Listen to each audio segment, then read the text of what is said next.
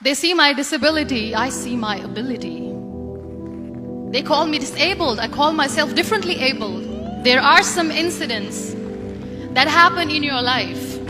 Those incidents break you, deform you, but they mold you into the best version of you. And the same thing happened to me. I was 18 years old when I got married. My father wanted me to get married. And all I said was, if that makes you happy, I'll say yes. And of course, it was never a happy marriage. Just about after 2 years of getting married, I met a car accident. Somehow my husband fell asleep and the car fell in the ditch. He managed to jump out, saved himself. I'm happy for him. But I stayed inside the car and I sustained a lot of injuries. The list is a bit long, don't get scared. The wrist was fractured. Shoulder bone and collarbone were fractured.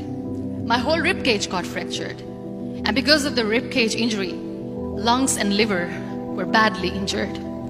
I couldn't breathe. I lost urinary bowel control. That's why I have to wear the bag wherever I go. 3 vertebrae of my backbone were completely crushed. And I got paralyzed for the rest of my life. I finally ended up in a hospital where I stayed for 2.5 months. I underwent multiple surgeries. One day, doctor came to me and he said, well, I heard that you wanted to be an artist, but you ended up being a housewife. I have a bad news for you.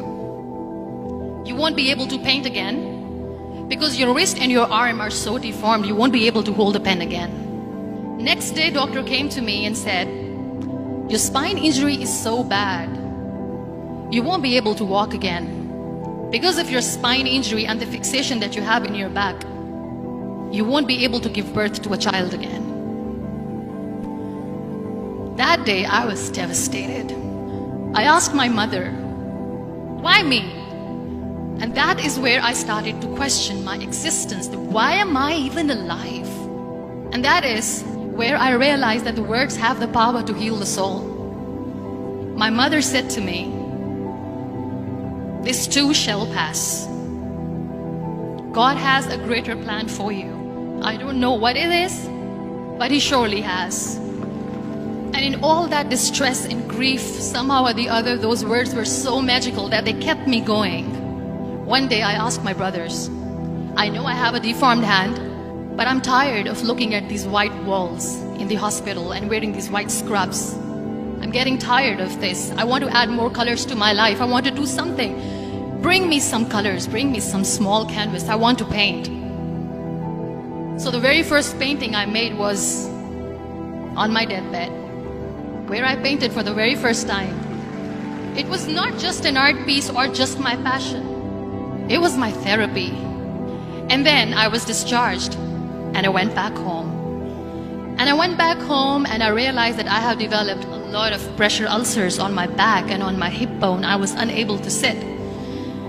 There were a lot of infections in my body, a lot of allergies. So doctors wanted me to lie down on the bed straight for not 6 months, for not 1 year, for 2 years. I was bedridden, confined in that one room, looking outside the window, listening to the birds chirping, and thinking maybe there will be a time when we'll be going out with the family and enjoying the nature. That was the time where I realized how lucky people are. That is the time where I realized that the day I'm going to sit, I'm going to share this pain with everyone to make them realize how blessed they are, and they don't even consider them lucky. That day I decided that I'm going to fight my fears. We all have fears. Fear of unknown, fear of losing people, fear of losing health, money. We want to excel in career, we want to become famous, we want to get money. We are scared all the time. So I wrote down one by one all those fears. And I decided that I'm going to overcome these fears one at a time. You know what was my biggest fear? Divorce. I was trying to cling on to this person who didn't want me anymore, but I said no. I have to make it work.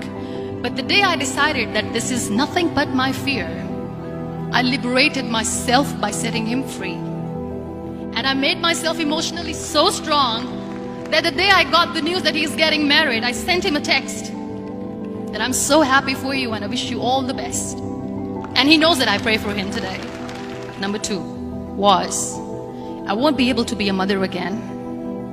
And that was quite devastating for me. But then I realized there are so many children in the world, all they want is acceptance. So there is no point of crying, just go and adopt one. And that's what I did. People think that they will not be accepted by the people because we, in the world of perfect people, are imperfect. So I decided that instead of starting an NGO for disability awareness, which I know will not help anyone, I started to appear more in public. I started to paint. I decided that I'm going to join the national TV of Pakistan as an anchor person. And I've been doing a lot of shows.